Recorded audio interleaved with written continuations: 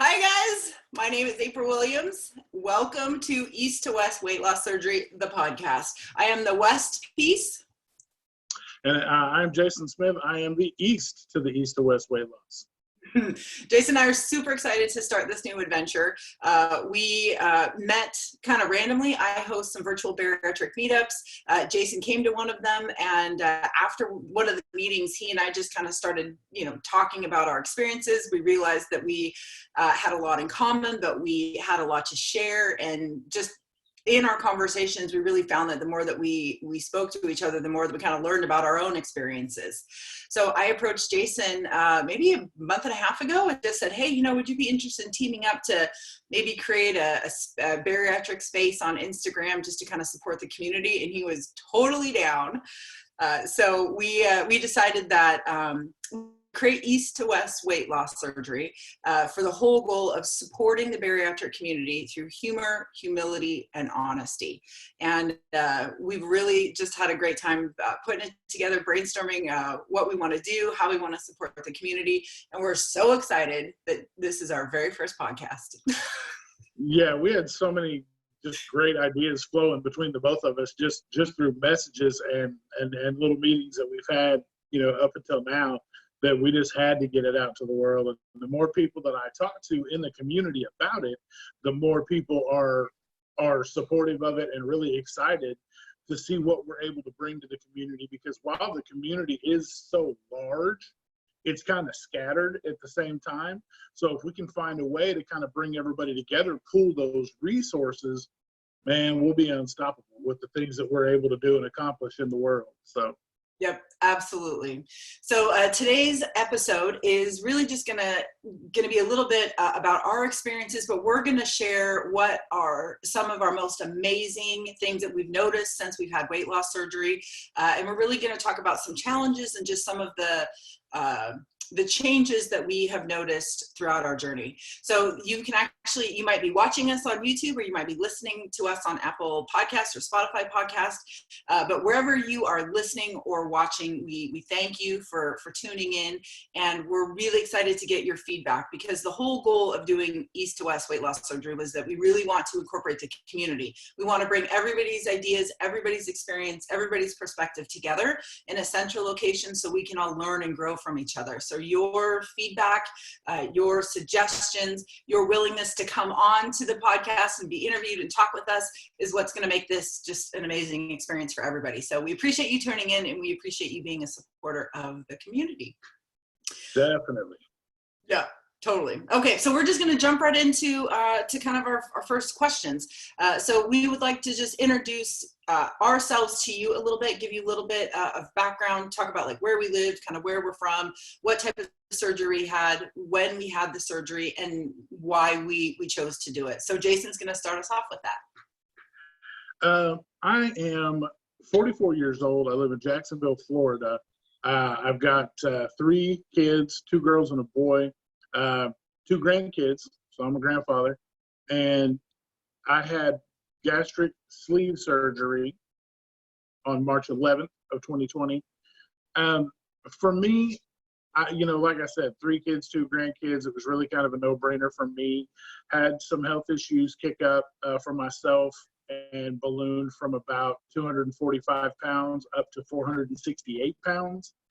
Got to the point where anything short of getting out of bed and going to the bathroom was a tremendous experience for me. Knees hurt, hips hurt, just joint pain, headaches all the time.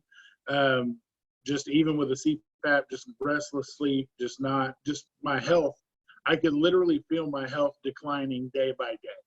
So at 44 years old, I see people that are 10 years older than me out there just doing it, especially here in Florida at the beach or at the restaurants we go to. And there's people that are sometimes 20 years older than me that are just out there getting it. And here I am, out of breath just from sitting, and I get to a point where, I really got to looking at things. And for myself, I thought how selfish I had been, not only to my kids, but to myself, to my wife.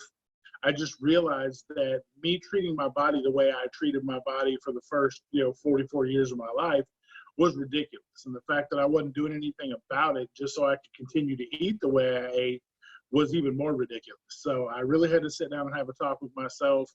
I've kind of nudged in and out of the weight loss surgery category a couple of times, thought about it, and then thought to myself, no, I got this. I can do it on my own. And the weight came back, if not the same amount more. And we've all experienced the same things with different diets and things that we've tried. And for me, I just realized that it was time to take matters into my own hands and really do something about it that's really going to last, because I want to be here. I've seen my kids graduate, I've seen all that stuff, but now it's time for my grandkids and doing all these things and, walk my daughters down the aisle and my son and all these things that I would miss out on if I continued life the way it was. So I made the choice to have the surgery. Since then, it's been nothing but amazingness. No complications as far as my portion of it went. As of this morning, I've lost 72 pounds. So the milestones keep coming. I just keep pushing.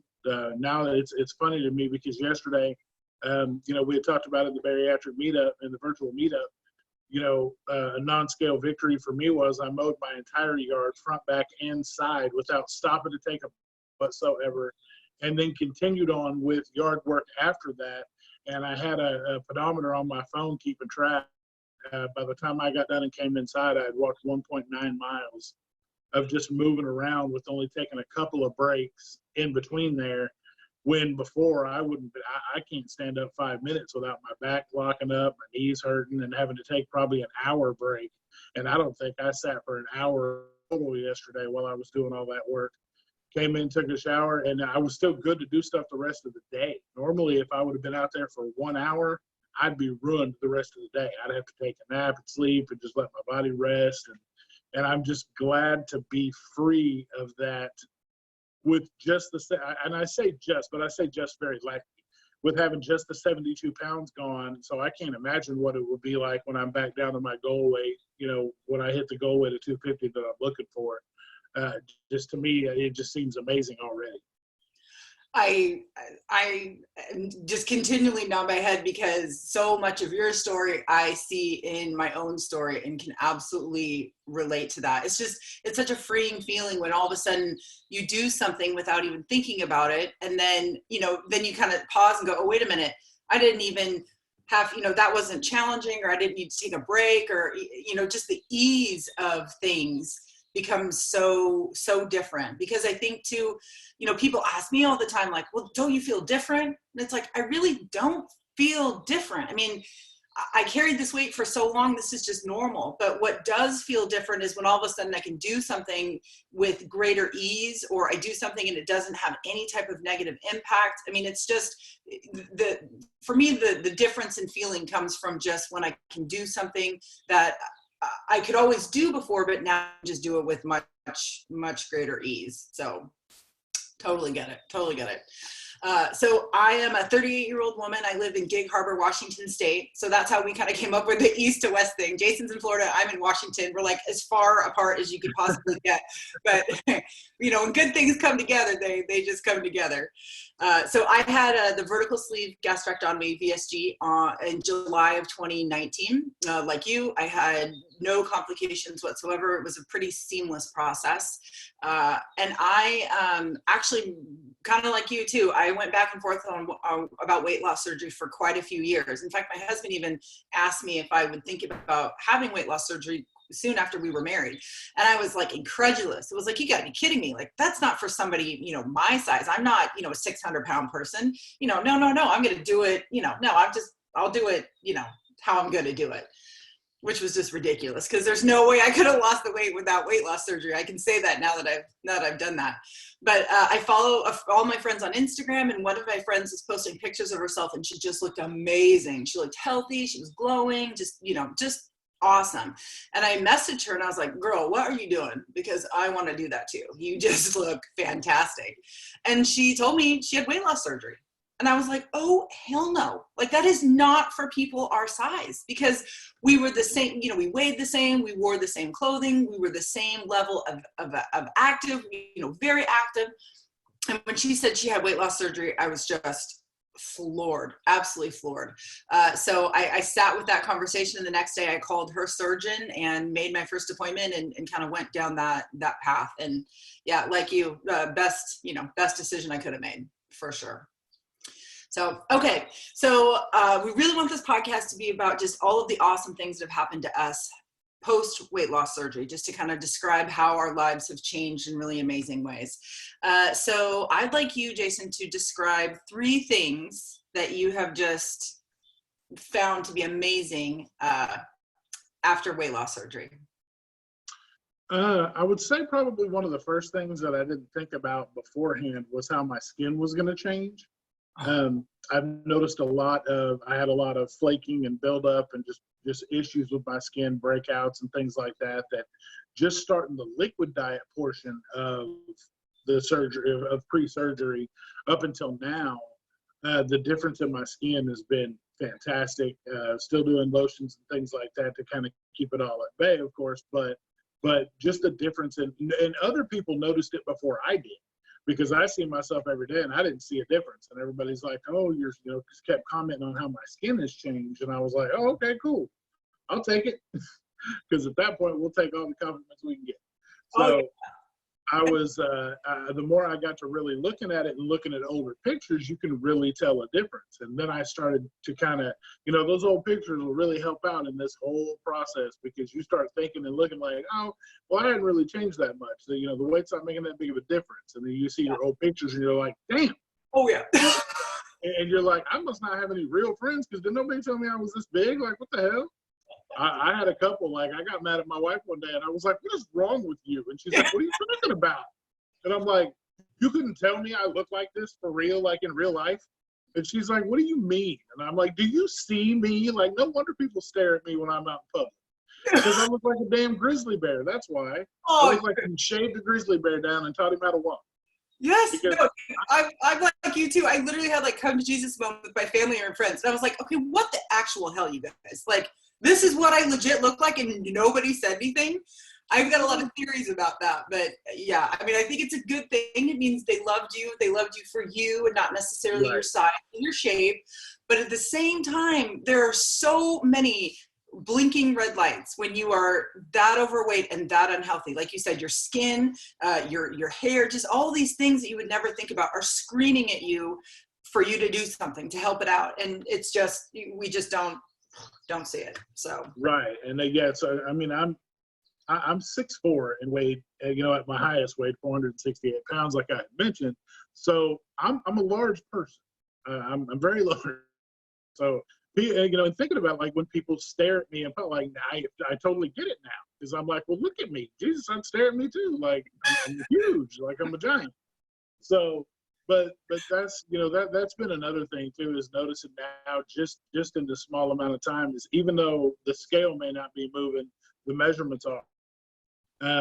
So that's another thing that just you'll notice in certain ways that you move or hold yourself if you're on camera or whatever else. Like if you're video chatting with somebody like we are now, you'll move or do something a certain way and you'll be like, wait a minute, like, hold on, like I can see neck and I can see arm, like arms are smaller, like, oh, this is pretty cool. Like, you don't think about it until you see it in that format or in a picture or something like that. You start to really see it. So that's pictures have been another thing for me that have been fantastic, amazing since weight loss, since the surgery, because like I said, even though the scale's not moving, the pictures don't lie. The pictures will show you flat out that your body changes, even though the scale may not. Yeah. So, and I've totally found myself too. I look at pictures and I have always thought that I looked the way I look now. But when you look back at those after pictures, it's like, oh no, I didn't look like that. But in my mind's eye, I kind of always knew what I looked like, and it was trying to be kind to me and not allowing me to see, my shape and my size at my highest weight. But yeah, seeing those before and after pictures, like you said, when the scale doesn't move and you're getting frustrated, to look at the measurements and to look at those pictures and just, you can't deny the difference. Your brain can't deny it because your eyes aren't going to lie anymore. It's just a very powerful experience. Totally. It definitely is. Yeah. And another thing is, I alluded to this earlier when I was talking about my non-scale victory and moving around, but just being able to, something as simple as cooking, being able to cook and not have to take breaks, not have to sit down, not have to, you know, cook stuff in shifts because I have somebody take over because I gotta sit down. I actually prepped, cooked, and served a meal the other night for the first time because normally I have to sit at the kitchen table, prep, do all my stuff because I know when I start standing up to cook, I've got to have that buildup. I've got to have that rest time in there. Otherwise, my back will knot up in the middle of cooking, then I'll have to come sit down. So I was able to actually prep, cook, and serve before I sat down myself to eat. And it just, to me, that was something that, because I love cooking, but it's so long, so much of it had been, you know, different stages or having to do it in a chair or bringing a damn rolling office chair into the kitchen so I could cook and move around. You know, I think of stuff like that. And then I think of the freedom now that I kept myself from having for so long. That to me, it just has been some of the amazing things this far. I mean, because I'm in a month and a week. So just in a month and a week, I've come so far. I just can't wait to see where I go from here. Those are some pretty amazing things for sure. And I think, you know, one of my amazing things kind of ties into what you were talking about. You know, you love cooking, and yet you couldn't do it before, or you couldn't do it to the level that you wanted to do it before. And, you know, kind of in a, I don't even know what the word is, but it's like cooking before was killing you and now cooking is saving you, which is so odd, right? Because food is just something that was so important to us before, but it was important in all of the unhealthy ways. And I think after surgery, like what I have really noticed, which is definitely an awesome thing for me, is that I did not like to cook before. It was not my jam. I didn't enjoy it. I just wanted, you know, quick and easy. I just wanted something that was going to calm me down. And after surgery, I'm finding that I really do enjoy cooking. And it's so ironic to me that food is saving me now, whereas before it was a thing that was killing me. So it's just been a really awesome experience to not only have that joy in my life, but then to also have the capacity to do it in the way that I want to do it. I mean, it's just it's so different, you know. And the other awesome thing too that I tell everybody who will listen to me is that after surgery, I realized 90% of my day, maybe 95% of my day before surgery was all about food. I was thinking about food. I was prepping food. I was buying food. I was, you know, obsessing about it. I was planning it, you know, whatever. 90 to 95% of my day was about food. And then when I think about, I was also working full time. I was building a house. I was going back to school. You think about all these things in your life that you're trying to do, and you're trying to do all of these other huge things on a 10%, you know, brain capacity. And after surgery, that just broke. That connection between food and my time, my mental space, was severed. And it was really scary at first. But then I realized, oh my God, you know, 90% of my day now is freed up to do things that I want to do. And I just found that it was like, oh my gosh, like I've always wanted to, you know, like do this type of thing. Like I've always kind of wanted to start a podcast, or I really want to spend more time blogging. Not only do I have the time, but I have the mental capacity to do those things. You know, I can just dedicate more time to work. There's more mental space in my life for me to think about gratitude and thankfulness, just, you know, like little things. But it's just mind-blowing to me that, you know, I was able to do the things that I did in my life at the size that I was on very little, you know, brain space. And then it just makes me really sad to think about how we talk about and how we treat people who are obese and are doing the best that they can, because you just don't know that they don't have that capacity, that brain capacity, that ability, or that physical capacity to do the things that they absolutely love and really want to do. It's not that they don't want to do them. It's that there is no room at the inn, so to speak, to do those things. And that's a real tragedy, because it doesn't matter what your weight or what your size is, you have something to offer to society, to your community, to your family, and to yourself. And when 90% of your energy is taken up with this food cloud, it just makes things, you know, really impossible.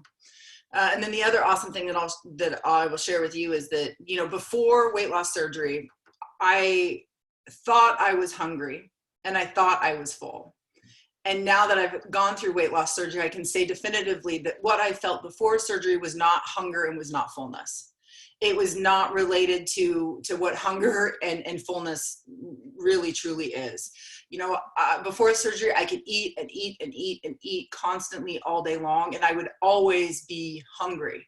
And now that I've had weight loss surgery, very quickly do I get the signals that no, you are full. And once those signals come, there is no desire to continue to eat, none whatsoever, which is just bizarre. Because I think before you get maybe a feeling of hunger, but it's not here. So you just keep eating.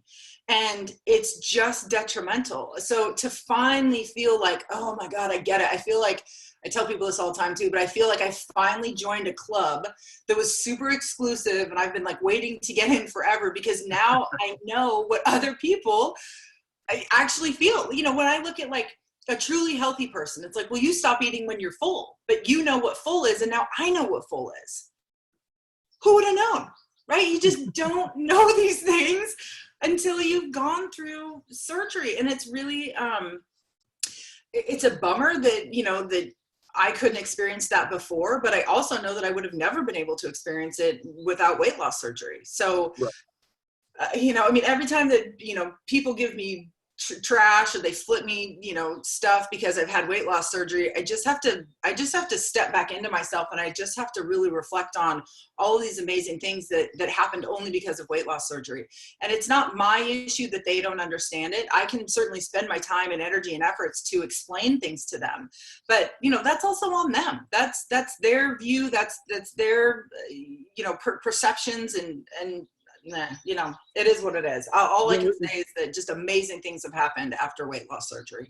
It's funny that you mentioned that, because that was also one of the deterrents for me originally, was because I was so worried about what I was going to get, like the kind of backlash I was going to get, or if I was going to be, you know, somebody was going to tell me I took the easy way out, or any of that, you know, any of that kind of stuff, or, you know, just the normal stuff that people say to people that have had weight loss surgery. So that was a concern for me ahead of time. But I just got, like, I kept it to myself through the whole process of getting approved and going through all that, until it was actually time for me to actually go through it. So then right before surgery, I put it out. I just decided, you know what, screw it. I gathered up all my courage. I put a big long post on Facebook, tell everybody my progress, because I had kind of gone to the Facebook pool a few times for encouragement when I was doing diets and things in the past, because I've got a lot of friends that I went to high school with and family and stuff like that that are on my Facebook that had really encouraged me through the years on trying different weight loss things. And so I felt it kind of to myself that not that I owed it to anybody, but that I wanted transparency in my newest journey. And the best way to do it was to just jump off the ledge and say, hey, here it is. Here's what's up. This is what I'm going to do. This is what I've done so far. This is the progress that I'm having. And really all I got back was resounding love, support, encouragement. And I actually have people reaching out to me now wanting to know what the latest updates are if I go too long without giving them an update on how I've done. So to me, I really just decided within myself that I wasn't going to worry about what anybody else had to say, because at the end of the day, it was really for me and my own health. And then I started finding out a lot more people have had the surgery and not said anything to anybody because they were worried about the same thing. So another reason that we're trying to do, you know, that we've come together and joined forces to try to get this information out there, is for those of you that may be considering surgery or not considering surgery because you're afraid of what people are going to say. At the end of the day, only you can make this decision for yourself. It can't be for a spouse, for family, for kids, for anything else. I mean, they can be a deciding factor in it, but you ultimately have to make this decision for you, because that's the only way this is going to work.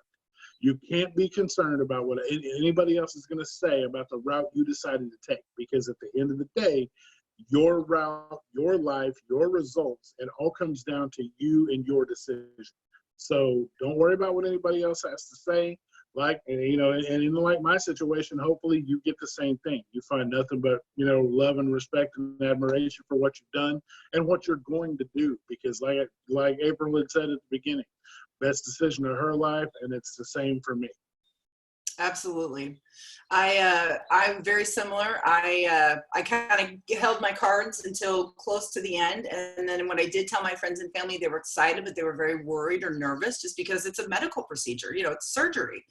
But same thing, you know, huge love and support, just, you know, more than what I could ask. I have had a couple incidents where people have said something to me, or somebody that I know, maybe not very well, but, you know, I know enough. They posted something about weight loss surgery, and it just makes me so angry. But I really check myself, and I let them know in a polite and caring way that that comment hurts me, and here's why. You know, because in the conversations that I had with people who had had weight loss surgery with my surgeon, and then with Wendy, my bariatric therapist, you know, weight loss surgery is no different than any other medical procedure out there. If you had diabetes and you needed insulin, you would take it. If you had a bad knee, you would get a knee replaced. If you had something wrong with your heart, you would get a stent, or you would have bypass. Every medical issue out there has a solution, right? Or almost has some type of solution. And you would be asinine to not use the solution that modern medicine has come up with. So bariatric surgery is just another medical solution for diseases and illnesses that ail people. And it's a tool that we can use to live our healthiest life. And anybody that's been through bariatric surgery knows that the tool is the smallest part of the weight loss journey. It's like 5%, maybe 10%. The other 90% is all you, and how you overcome your mental obstacles, your addiction obstacles, how you face, you know, yourself, and how you become the person that you really want to become. You know, all that surgery does is give you a tool to help you build your house. It's a great foundation. But if you're not willing to do the excruciatingly painful work of getting to know yourself and getting right with yourself, and then changing all of your behaviors to match the person that you want to become, then the surgery is going to be pointless. You're going to eat through it. You're just going to work your way back to where you were before. So yeah, I mean, just like what you said, you know, my hope, our hope is that the more information we can share with the world about our experiences, about how you are a successful bariatric patient, will just help destigmatize weight loss surgery. We just want to encourage as many people who are struggling with weight like what we were to at least become familiar with your options. Right? Weight loss surgery might not be the best option for you, but at least you know that it is an option, and you can become aware and educated about, you know, what it is. So yeah, totally get it. Okay. Our next question. So you can either choose if you want to share with us a big challenge that you're facing right now, or if you want to share what's been the biggest change in your life since weight loss surgery. So you pick.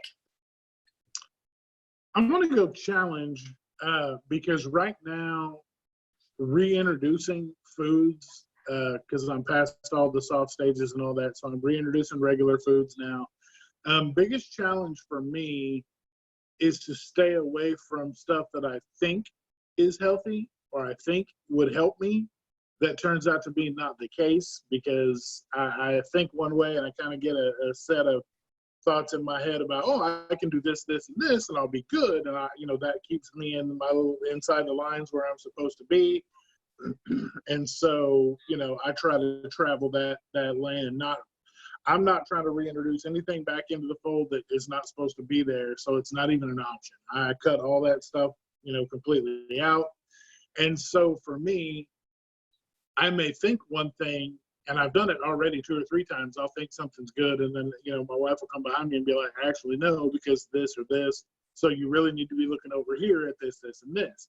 Because she's been whole food plant-based now for almost a year now. So for me, I'm trying to kind of introduce a lot more of that into play than I ever had before, because before surgery, get me to try anything that didn't have meat, potatoes, or gravy on it was out of the question. So all the cheese, all the gravy, anything you can imagine, if it wasn't that, I wasn't eating it. Mm-hmm. So bringing some of that stuff in now and realizing that you really can't tell much of a difference in some of the stuff that you're doing. So yeah, that's the biggest challenge I would say for me at this point. And it is scary, right? Because, you know, you've gone through this major surgery, you've altered your insides, you're, you know, battling the mental stuff. And then you do still have to eat to live, right? Food is now nutrition. But it is terrifying when you think like, oh my gosh, okay, if I, you know, can I eat this? And, you know, is this going to give me the nutrition that I want? But then is this going to open a Pandora's box for, you know, something else or this other food group? So yeah, it's super stressful just to think about, you know, how impactful your food choices become after weight loss surgery. Whereas before, you didn't even think about it. It didn't matter. It was like, oh, I'm going to have pizza and burgers and, you know, whatever else you wanted to have. And there was no second guessing that. Well, the funniest thing I've heard is I bet you're happy to be off the liquid diet. And my immediate answer was, nope. Nope. And they're like, what do you mean? And I was like, no, because the liquid diet's easy. I was like, it's protein shake, water, protein shake, water, protein shake, water, end of the day, done. I was like, now it's, oh, what can you eat? Oh, I can eat anything. Oh, well, don't eat that because that's bad. I was like, I'm kind of I'm doing the whole floor is lava thing, and I'm making sure that I don't step off into the wrong area, because, you know, it's all bad. I was like, especially at this stage, because I'm kind of laying a new blueprint. And if I go off the wrong way, the measurements won't be right. And it's literally how I've kind of approached this next phase of post-surgery. And it's actually, it's scarier doing this than it was actually going for the surgery to begin with. It's terrifying.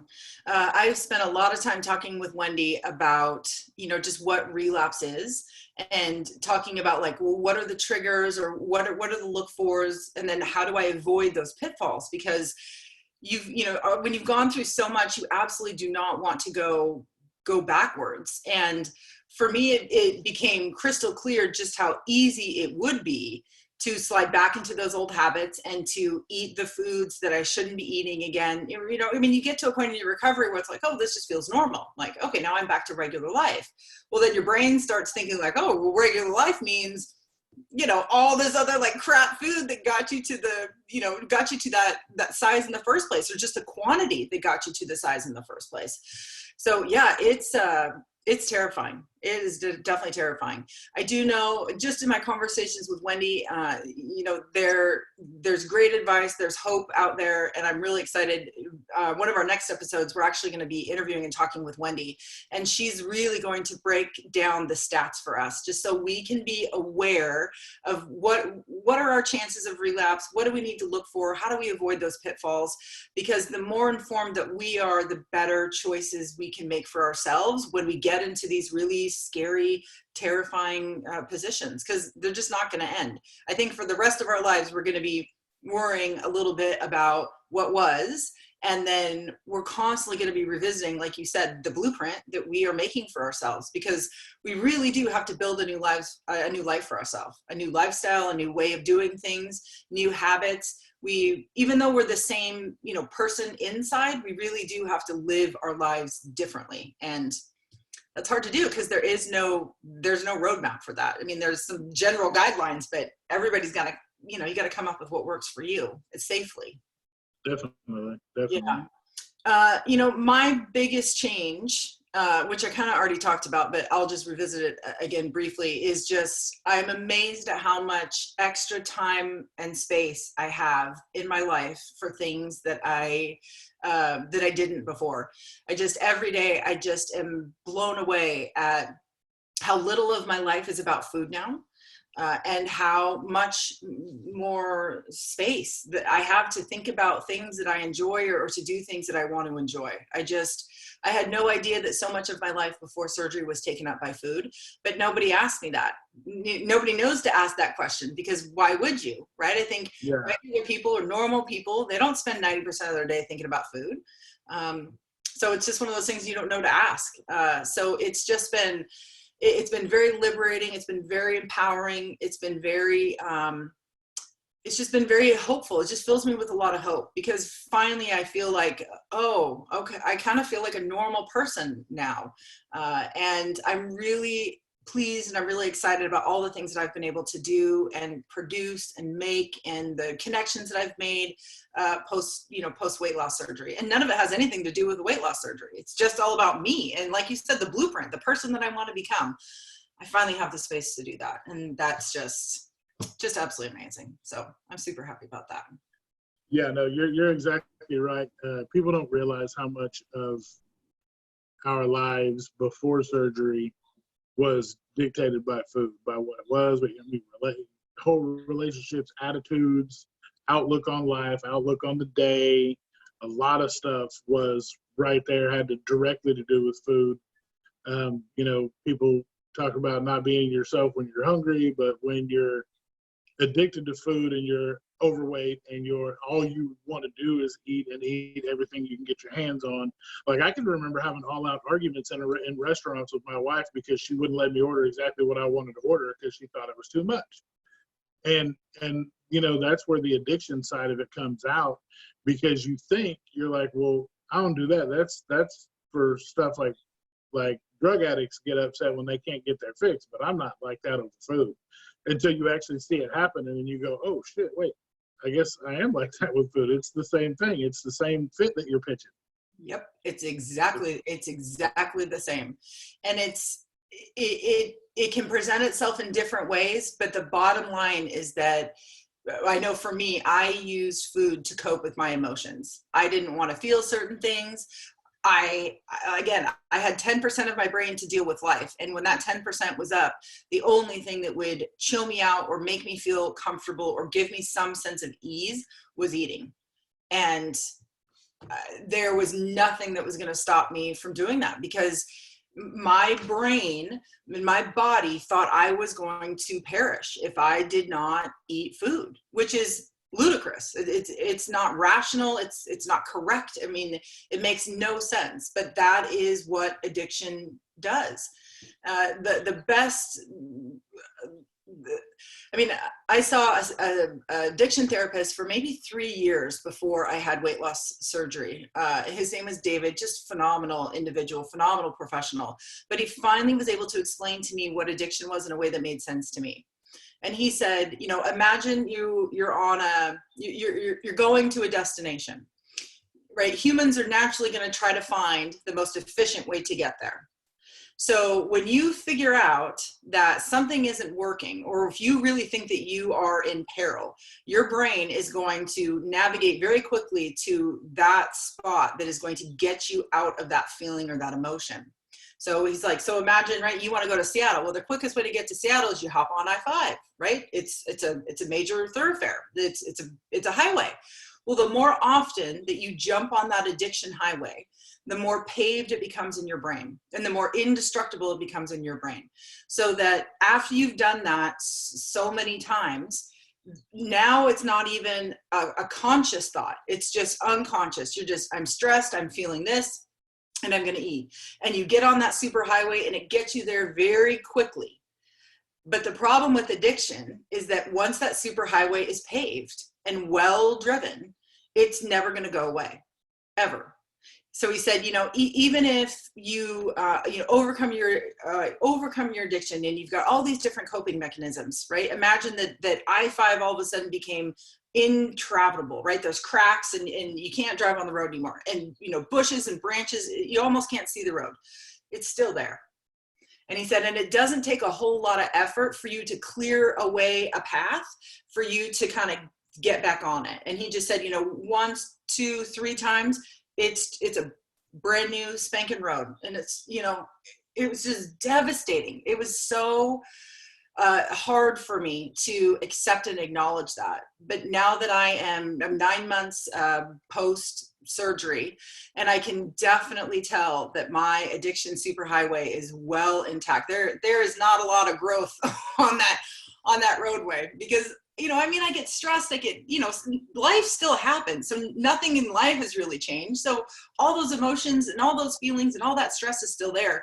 And my brain instantly just wants to go to, oh, well, you need this, or you need to go get that. And and for me, it's just, at least I'm to the place now where my rational brain can more often than not kick in you know, smack my old addiction brain back to where it needs to go.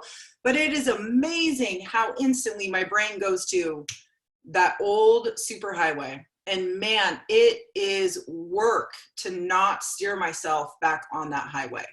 It's a real challenge. It'll be a challenge for the rest of my life, which again pisses me off. Not something You said somebody adopted your highway and didn't tell you. Yeah, right. Yeah, please, somebody else adopt my highway. Adopt my highway. Oh man. Somebody adopted it, cleaned it up, and didn't even tell you they were coming. No, jerks, man.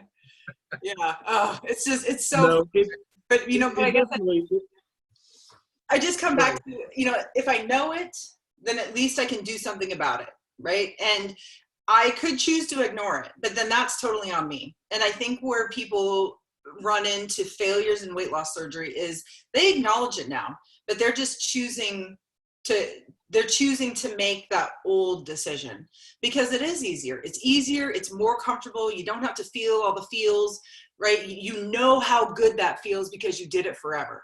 But to make the decision, it's like what I posted today in our group, right? It's like, if we really want to make change, we have to choose what we want most over what we want now. And we all know what it feels like to choose the now. It feels great. We zone out, we numb out, right? It gives us what we want. But for us to choose what we want most is a very difficult decision because everything in our brain is pushing us to the now. And if we make a decision for what we want most, we don't get instant gratification. There's no numbing effect.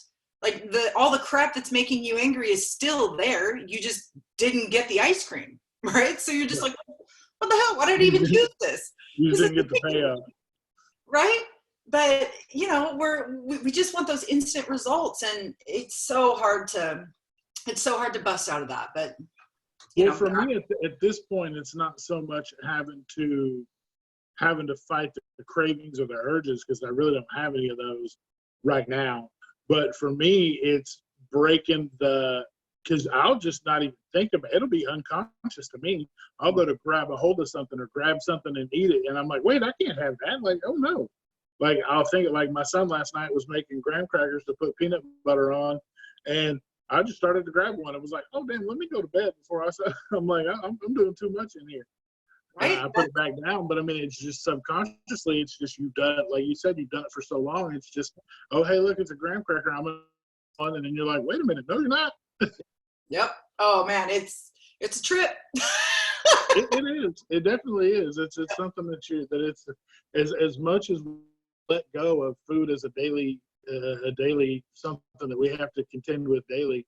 We really have just replaced it with the, you know, making sure we get our calories and our liquids and all our things in, and that's, I mean, it's healthier to have something to focus on so you're not so worried about the other, but at the same time, you know, those thoughts and feelings can creep in there, and that's just something that we want to try to help each other get past and on to the next day. Absolutely. Okay, my friend, we've made it to the point in our podcast where we ask each other a surprise question. So I'll let people know who are watching or listening. At the end of every episode, we would like to ask each other an appropriate surprise question. We just feel like it's better if it's candid. It's just, you know, it adds some spice, if you will. So my surprise question for you is, I want to know what moment in your life you knew that you were going to have weight loss surgery, and if that was a moment of relief or if that was a moment of panic. What did you feel in that moment? The moment for me is I had really stumbled upon a large group of people that had had the surgery on Instagram that I didn't know existed. I'd always been on Facebook. I knew what Instagram was. And I had one. I just never really got on it. So I didn't really, you know, it wasn't until somebody had told me to follow them on Instagram that I got to really poking around on there. And I found a couple of people that were like me, that looked like me, that were me. Because a lot, you know, the majority of surgery patients are female. Mm-hmm. That I've seen in the research that I've done. But I found a guy that was my size. He's actually an inch taller than me. His highest weight was around mine. So once I saw what he had done, and he's, I believe, 4 years post-op. So seeing where he was to where he is now, which is exactly the same path that in my head I wanted to get to, I realized that it was something that I could do, not only that I could do, but that I could succeed in. And so seeing that really kind of popped it into my head that, okay, I'm done playing around. So I had a follow-up visit with my doctor. I think I found this guy on a Friday, and my follow-up appointment with my primary care doctor was that Monday. And when I went in, because she had asked me about it before, about a year earlier, and I was just appalled, like, oh, me? Like, no, that's just not me. No, hell no. Like, I'll do that on my own. You can't be talking to me, the large man in the corner of the room that's bigger than everyone here combined. But yeah, to me, that just, I got to a point where when I started discussing it with her, she was like, you're actually the perfect candidate for it based on your lab work, your body makeup, how your body trends to treat medications that you're taking. Like she just kind of laid it out there in a way for me that I just, at that point, I told her to give me the referral that I needed for the insurance and stuff. And when I left that day, that was the first weight loss for me, because there was a weight lifted off of my shoulders that I had been carrying that was aside from my physical weight. And I got home and I talked it over with my wife, and she got really excited about it. And she was telling me, because she knows, when I met her, I was 235 pounds. So I was doing things. I was still playing basketball. I was doing all kinds of stuff. So the fact that, she's seen me kind of deteriorate over the years, not just with age, but with just my ability due to my weight, she was excited for me to get, that part of my life back. And so she's been real supportive from that point. But yeah, to me, that was the eye-opening moment for me. I love it. Awesome. All right. Do you have a surprise question for me? My surprise question for you would be, it has to do with hair loss. I'm only a month and a half, like I said, a month and a week out. So I've heard hair loss is a thing. It may possibly be coming. I don't really know how much it's going to do to me because of what I have on top of my head, but I worry. I want to know how you dealt with it and what went through your mind the first time you noticed it was coming out.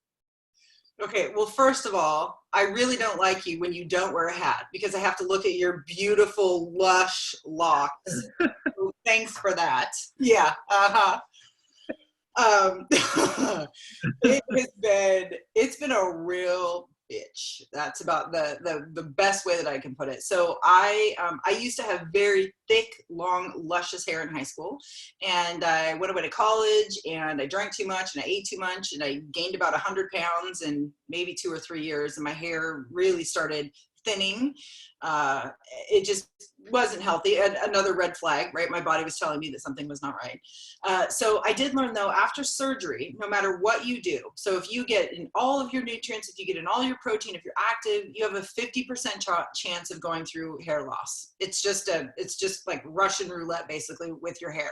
So I'm definitely part of the 50% that has lost a big chunk of my hair. I don't know if you can see, but I got lots of bald spots, lots of spots where things are missing. When it at the worst, I was in the shower and I washed my hair, and when I put in conditioner, I do this, and then I just kind of went like this, and I must have had 500 strands of hair in my palm, and I just remember almost having a mental breakdown and just thinking to myself, this is not worth it. Right? Like, I'm going to have loose, saggy skin. I'm going to be bald. Why did I do this? Because this is not how I want to look. And I slapped it on the side of my shower, and I just kind of went like this. And I think I even posted a picture of it. And for some reason, I don't know how, I didn't do this on purpose at all, it kind of made a heart shape. And I just looked at that and I was like, you have got to be kidding me.